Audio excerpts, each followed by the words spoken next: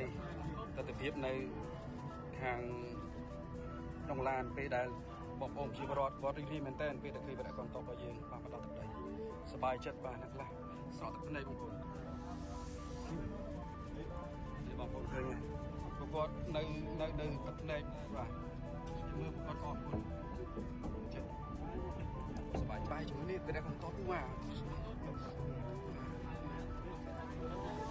បាទនេះឃើញសប្បាយមែនតើបងប្អូនគាត់ពិតជារីករាយមានថ្ងៃនេះបាទបងប្អូនលើកតុងជាតិ